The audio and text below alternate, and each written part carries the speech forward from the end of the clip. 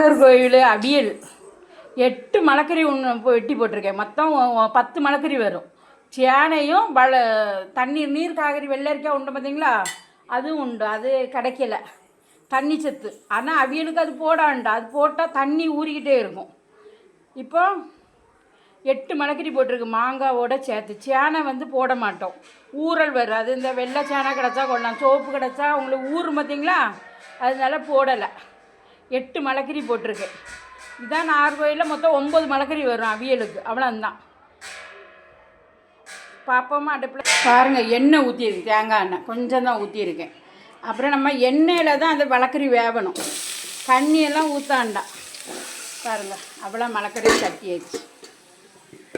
எண்ணெயில் தான் வேகும், தண்ணியே பொளிச்சா மட்டும் போகும். பார்த்துட்டு 2 கறிவேப்பிலையும் போட்டு மூடி வச்சிட வேண்டியது. அதை அரைக்கிறதுக்கு அவியலுக்கு பச்சை மிளகு, ஜீரகம், மஞ்சள் பொடி, தேங்காய், சின்ன உள்ளி, இவ்வளோ தான் 4 ஜாமானம் தான் போட்டு அவியலுக்கு அரைக்க போகிறோம்.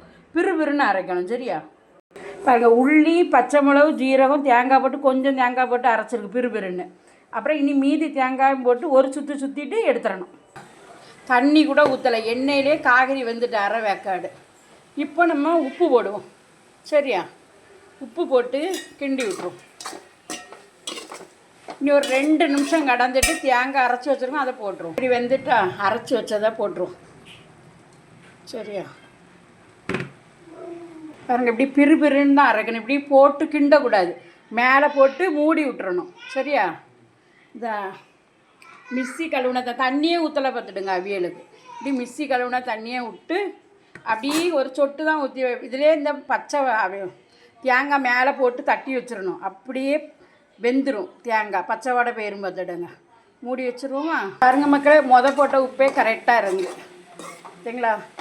ஒரு முறி தேங்காய் வேணும், எரிப்பு நம்ம இஷ்டத்து பச்சை மிளகு வச்சுக்கலாம், சரியா? நான் பாருங்கள் வெந்தாச்சு, தண்ணி ஊற்றலை, எதுவும் ஊற்றலை, அந்த அரைச்ச தண்ணி மட்டும்தான். நாகர்கோவில் அவியல் ரெடி. யாருக்கெல்லாம் பிடிக்குன்னு சொல்லுங்கள், லைக் பண்ணுங்கள், சப்ஸ்கிரைப் பண்ணி வைங்க மக்களே. வாங்க நம்ம நாகர்கோவில் அவியல் செய்து பாருங்கள், நல்லா இருக்கும்னா, சரியா? செய்து பார்த்துட்டு கமெண்டில் சொல்லுங்கள் மக்களே.